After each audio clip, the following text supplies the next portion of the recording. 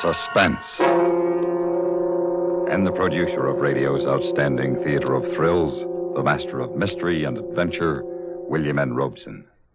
In these uncertain and changing times, it is reassuring to know that some things can be counted on, such as death, taxation, tomorrow's sunrise, and suspense. Which is a devious way of remarking that with this broadcast, radio's outstanding theater of thrills begins its 17th year on the air. We are proud to be one of the oldest programs in radio, and we are most keenly aware that this anniversary would not have been attained without the loyal and continuing interest of you who are listening to these words. Thank you. Thank you very much. And now to our story. It concerns sports cars and one of the most grueling tests of driving skill in the world, the Rallye des Alpes, which is run every year across the mountains of France, Switzerland, and Italy. Listen then as Miss Marsha Hunt stars in The Last Kilometer, which begins in just a moment. What makes a person a hero? That's a difficult question to answer, for heroes can come from widely differing backgrounds, and there have been heroes in our armed forces who perform their acts of heroism in non-combat situations. To recognize these achievements and to do honor to her brave men, the Navy has authorized the awarding of the Navy and Marine Corps Medal. This decoration is given to anyone serving in the U.S. Navy, Marine Corps, or Naval Reserve who distinguishes himself or herself by heroism not involving actual conflict with an enemy. Authorized in August of 1942, the Navy and Marine Corps Medal is one of our country's newer major decorations and applies to activities after December 6, 1941. It is comparable to the Army Soldier's Medal and is given in tribute to distinguished devotion Navy and Marine Corps personnel bring to their tour of duty. The Navy and Marine Corps Medal stands as a symbol of recognition from a grateful nation. And now, The Last Kilometer, starring Marsha Hunt. A tale well calculated to keep you in suspense.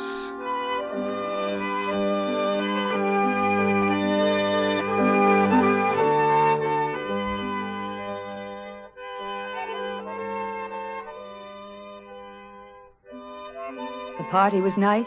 The champagne was lovely. Rene's family was sweet.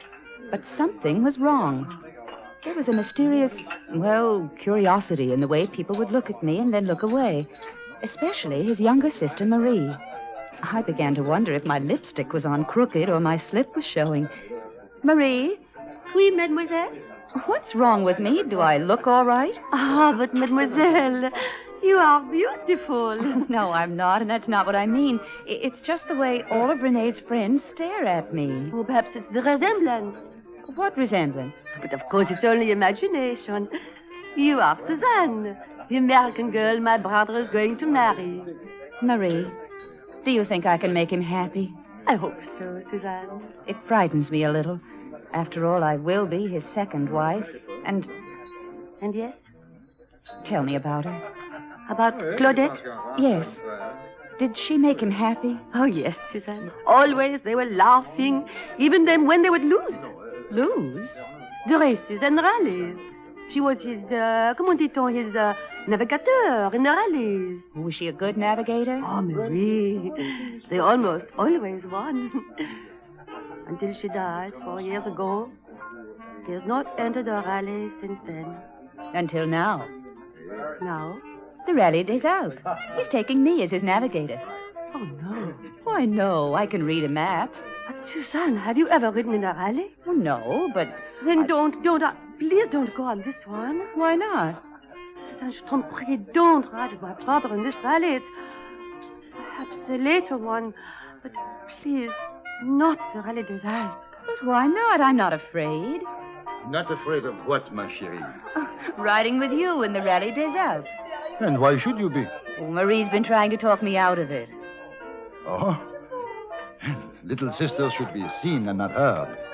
Come, darling, let me take you on a tour of the chateau of my ancestors. Perhaps we can discover a ghost or two that will really scare you.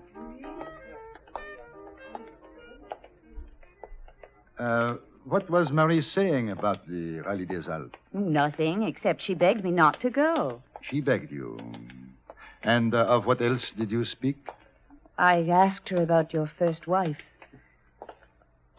And what did my little sister say about Claudette? Only that you were very much in love. How did she die, Rene? In an accident. Eh bien, now, this is my room since I was a little boy. What sort of an accident did Claudette die in, Rene? Susan, I do not care to discuss it. Do you still love her? She is dead. I love you. Now, I shall show you the gardens. I say, Rene. Eh? Oh, Johnny! This idiot of a Ducray is trying to tell me that Madeira won the Class D trophy at Sebring in 54. Madero? Ah. Oh, no. Il s'est trompé. Madero wasn't even driving in Class D. Pardon, ma chérie, I must settle an argument. I shall be right back. I wandered into the high-ceilinged room Rene had lived in since he was a child. And for some strange reason, I thought of a tiny apartment back in Fresno, California. An apartment that would have fitted into this room with space to spare. The apartment Jimmy North and I had almost taken before we quarreled and decided that we weren't in love after all. And I thought how everything works out for the best. If I hadn't broken with Jimmy, I would never have run away to France and met Rene and fallen in love, really and truly in love. Then I saw it. On a gilded Louis XV commode stood my picture. But I couldn't remember giving Rene a picture, and I couldn't remember having had this one taken. And then I knew. It wasn't me. It wasn't me at all. On the bottom was written, "À mon très cher mari, Claudette." To my dearest husband, from Claudette. It was like looking into a mirror. The laughing face in the photograph was mine, almost exactly. My hands felt suddenly clammy and wet, and I wondered why Marie had warned me about the Rallye des Alpes. And I wondered what kind of an accident Claudette had died in.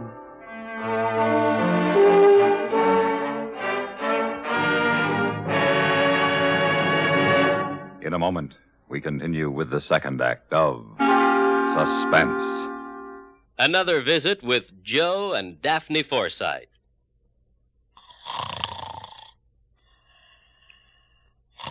Joe. Joe. Joe. Yeah. I'm up. Now forget breakfast. I'll shave at work. Joe, it's not time to go to work. Then why'd you wake me up? You were snoring. How about that? You were snoring loud. Oh, really? I just wanted to quiet you. I thought I was quiet. You sounded like a buzzsaw going through a pine knot. Pretty good. I wish I could be with you at 2:30 in the morning. You can go back to sleep now. Oh, gee, thanks. You can get a good night's sleep, too. Our savings bonds will protect us. Huh? They protect us. The money we invest is used to protect our country and its freedoms.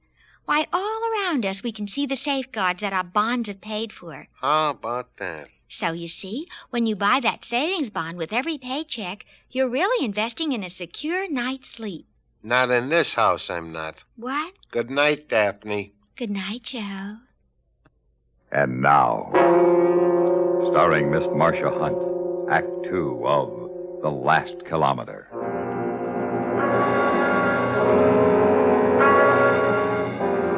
My dark forebodings soon vanished before Rene's gay smile, and I forgot Marie's warning in the excitement of preparing for the rally.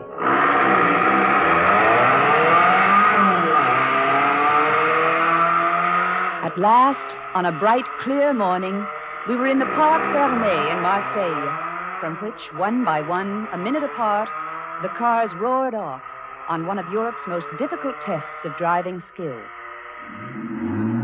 As Rene pulled his Alfa Romeo up to the starting gate, I thought he was the most handsome man I had ever seen, his dark eyes flashing with excitement. But his mouth was a grim line, and somehow, behind the excitement, he had a haunted, secret look, which frightened me. Ah, Rene Béranger, you honor us again. It has been 2-3 years. 4, mon vieux, 4. We try once more. I go now to get our number. The starter began walking around our car, making the safety inspection the rules required. Suddenly, he stopped and stared at me. Pardonnez-moi, mademoiselle, vous êtes américain? Yes, I thought for a moment you look like... Ah, it's no matter. I look like his first wife? Oui, mademoiselle. Very much. Very, very much. Our number, ma chérie, 107. It is the one I have asked for. You will place it in the windscreen, no? A lucky number? Lucky? Perhaps. Prêt, Monsieur Béranger? Oui, tout à fait prêt. Bien. 10. Faites attention, chérie. The count begins. Rene, there's something I must know. Tais-toi. Rene, you must tell me. Did you ever take Claudette on this rally? Silence. Rene, answer my question. Partez. Allons-y. Bonne chance.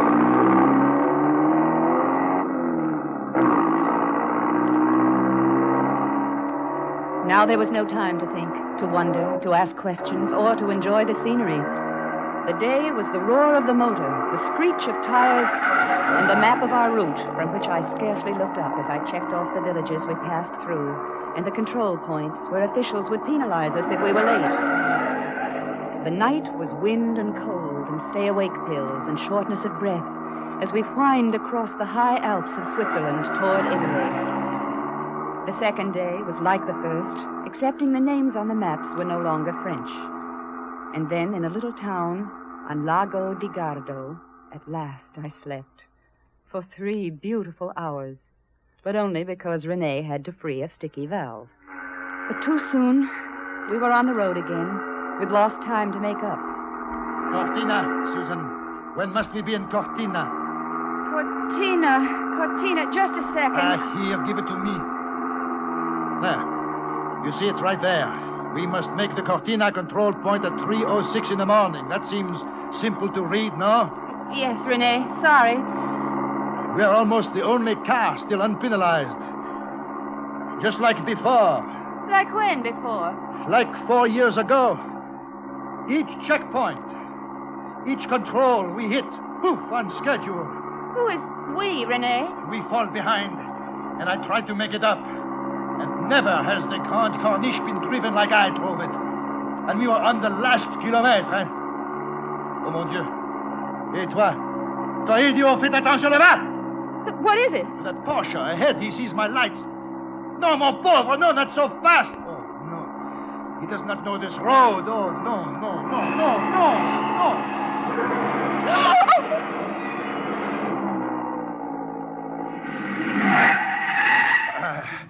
Stay here, Susan. No, I'll go too. Stay and stop the next car. Send him back for an ambulance. I stayed and flagged down the next speeding car. And finally, an ambulance came. They struggled up the cliff with 2 sheeted forms on litters. And Rene climbed back into the car. C'est le sport. They were dead. They were dead, weren't they? Yes, my chérie. They were dead. Oh, how horrible. It could be worse. Worse? That was Van Hoff and his wife. I knew them. They were much in love. Then what could be worse? If one of them died, and not the other. Another day of twisting mountain roads, of hairpin curves, with no guardrails between the screaming, spinning car and 1,000 feet of emptiness. It was late evening when we roared back into France through the dank, dripping tunnel of the Col des Tenders and on down the tortuous descent of the Alpes Maritimes with the fresh, damp smell of the Mediterranean rising up to us. It was midnight when we ground to a stop at a gas station at La Tourbille on the Grande Corniche, high above Monte Carlo. Not much further now, just a few kilometers to the finish line at Nice. Hey, service tout de suite. Where are these peasants? Hey! Oui, monsieur. Oui, monsieur. Qu'est-ce que vous voulez? Petrol tout de suite. You have coffee inside? Ah, Monsieur Béranger, c'est vous? Oui, c'est moi, and late like before. Comme d'habitude, It is no matter. It is almost the last kilometre. Coffee, Susan? No, thanks. And I need a cup. I looked at the man I was going to marry. He was smiling secretively. I thought of Jimmy North back home with his frank, open face, and I realized I didn't know this man at all. Rene, wait, I want to talk to you. I must have coffee.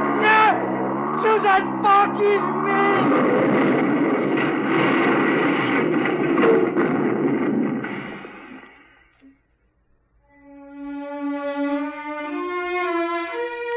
The old man from the gas station found me, 100 yards from the car, wandering in a daze. Mademoiselle, oh, grâce à Dieu, you are safe. Where is he? Is he... He lives, mademoiselle, but I think not long. You must not go there. Please. He was lying among the rocks by the overturned car. He was bleeding from the mouth. His eyes were glazed, but when he saw me, he smiled. Claudette. I looked down at the man I had loved. Then I kneeled beside him. Oui, Rene? Bonjour, Claudette. Bonjour, Rene. Et adieu. Mademoiselle, there is nothing more you can do here. Permit me to take you back to the village. Thank you. Is there a phone, a telephone there? Oh, oui, mademoiselle. You wish to make a call? Yes, please. An overseas call. To Fresno, California.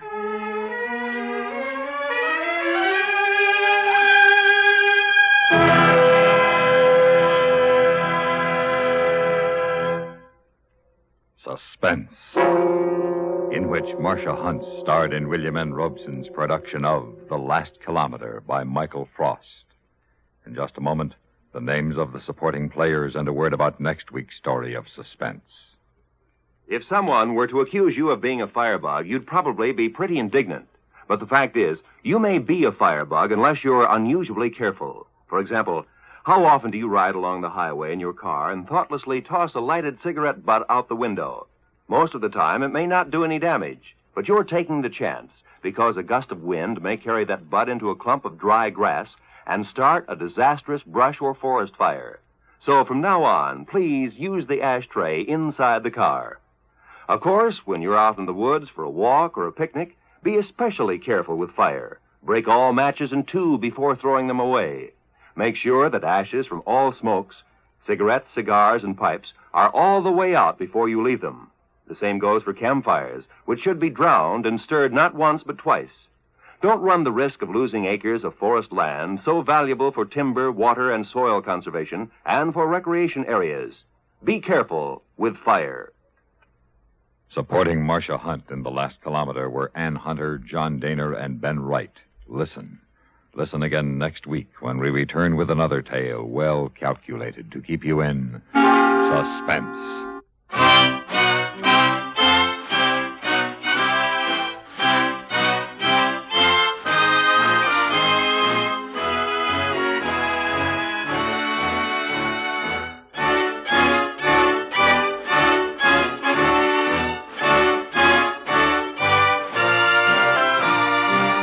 This is the United States Armed Forces Radio and Television Service.